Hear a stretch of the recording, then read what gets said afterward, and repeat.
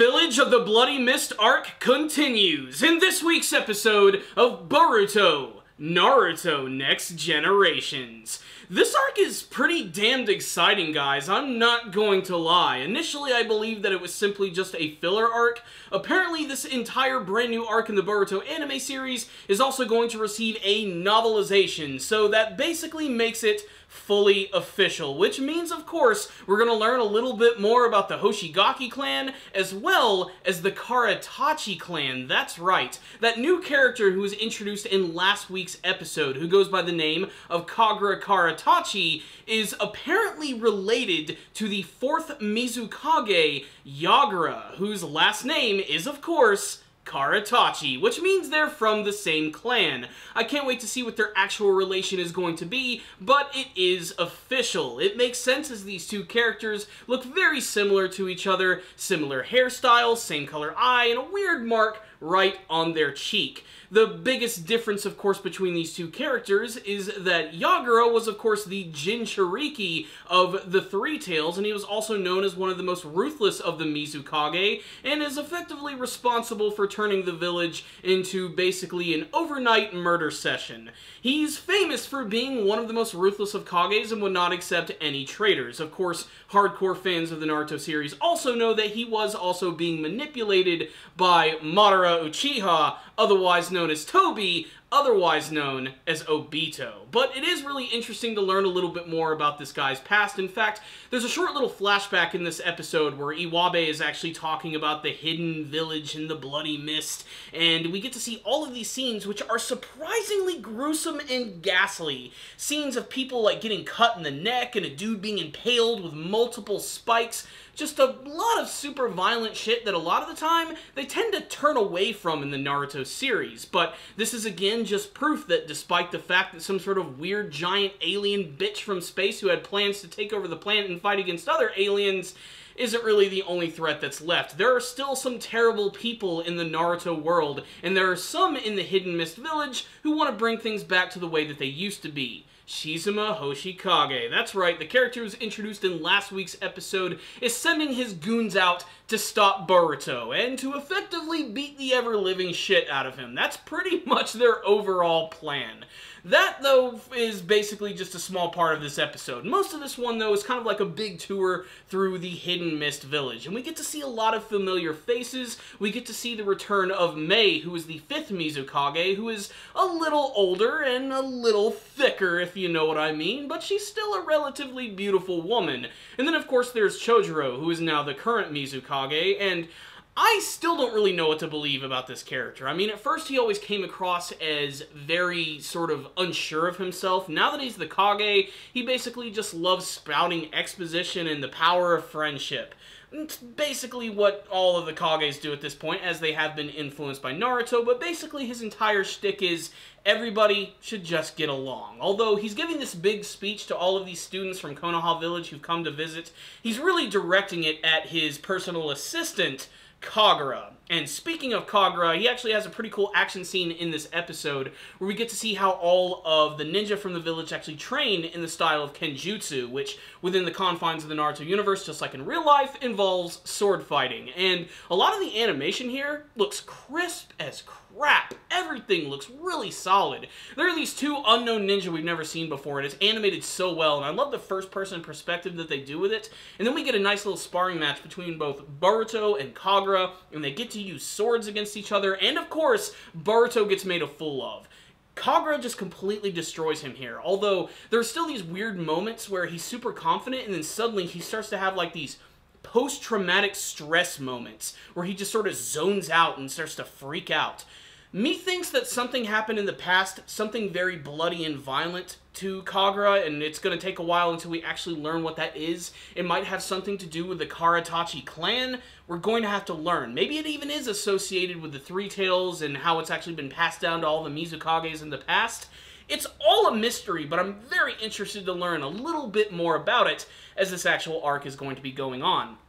A lot of the other drama in this episode came from Iwabe, who is continuing to want to start fights with people, and a lot of that has to do with the fact that he drops one hell of a bomb on us apparently his grandfather fought with the 4th Mizukage. That's right, and apparently he fell in battle, and thus his entire family has sort of held a grudge against the Hidden Mist Village this entire time. So now we know why Iwabe has always had this massive chip on his shoulder, and why he doesn't really care too much for Kagura, and despite the fact that he's a really freaking nice guy. But they go on this little tour throughout the entire village. There's even a nice little good moment between Boruto and Sarada where they go through a little bonding, eating some roasted squid. But then you have these stereotypical goons who just show up. These are the guys that you see in just about every single anime. They're always the same. They always have the same motive. They're basically Team freaking Rocket, and they get made a fool of, especially from freaking Iwabe, who just brings the damn heat in this episode. I especially love how he's able to take his staff weapon and actually encase it in rock. We've seen that before, but he creates this like big sharp weapon that he ends up putting right to this guy's neck. It's super intimidating, and it's basically all harbored from his extreme hate from the Hidden Mist Village, and it doesn't look like he's going to be getting over that anytime soon. The episode ends with Boruto and his friends running away from these goons, and everybody getting ready for a nice evening meal. Denki decides to go out and spend all of his freaking gangbusters' money, but ends up going out into the darkest freaking alley in all of Hidden Mist Village, and ends up getting kidnapped by the goons that we saw earlier in the episode. These guys apparently are working for Shizuma Hoshigaki, and they just want to make Boruto look like a fool. The only reason they kidnapped Denki was basically so that Boruto would come and so that they could beat the crap out of him.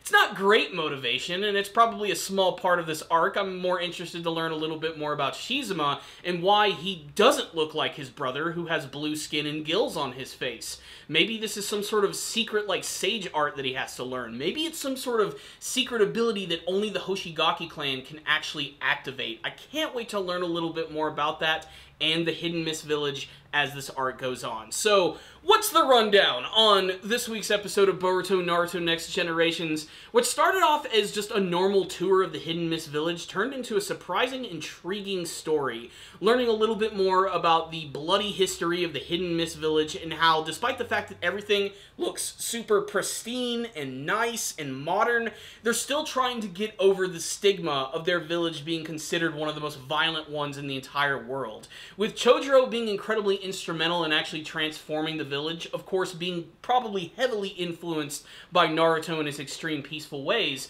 but basically the main conflict of this arc is there's going to be some people who just want to bring the Hidden Mist back to its original bloody glory, and there are those who want to keep it the peaceful vacation spot that it is now. And it's going to have a lot of conflict in it, and I can't wait to see how it's going to evolve as it goes on, especially because I'd like to imagine that if Kisame had a brother or a relative like Shizuma Hoshigaki, that they're probably not going to be a pushover. It was heavily implied in the last episode that he's pretty damned powerful, especially the way that he teleported right in front of Boruto, so I can't wait to see who's actually going to be battling against him. You know, obvious answer is Boruto. He's the main character, of course, and it's almost certainly going to happen, although I have a feeling that we're going to see the character of Kagura grow a lot in this arc right here. I have a feeling that maybe he's going to end up having like the big battle with Shizuma Hoshigaki in order, basically, the battle for the soul of the Hidden Mist Village. That's the way that I see it anyway. It also helps that this week's episode, in terms of production value, was pretty damn nice. It looked good in its animation, its artwork. Every scene looked inviting. You feel like you're right there at the beach. When they're hanging out at the dock looking over the sunset, you feel like you're right there with them. Everything looks crisp, colorful, and pretty freaking nice. If I only have one complaint, it's that Denki got kidnapped, and of course he got kidnapped. It was freaking Denki. What else did you freaking expect? I wanted a little bit more from this character, aside from him basically being the Velma of the group, if you know what I mean. But still, we're going to have to wait and see. There's a lot of things for our characters to learn about as this arc goes on. Iwabe is going to have to get over his hatred, Kagura is going to have to confront his past, and Boruto is just going to have to continue being Boruto, who, as the series goes on, he continues to grow on me quite a bit. If this were Naruto when he was a kid and they were confronted by those goons, there's no doubt in my mind that Naruto would have fought against them. He would have caused all sorts of chaos and created a scene.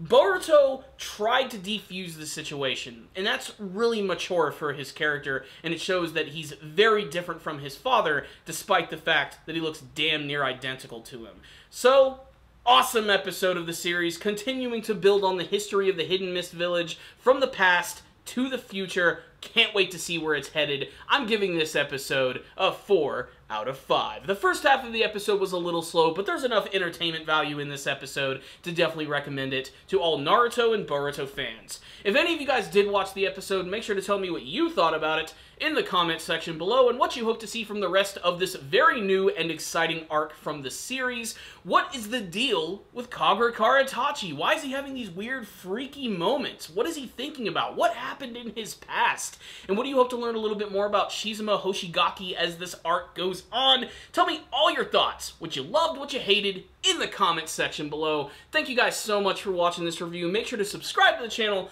for all things Boruto related. Make sure to share this video with your friends. It's easy to do. And tell them to thumb up the video. Thank you guys for watching. I'll see you guys next time. And as always, stay dandy, baby.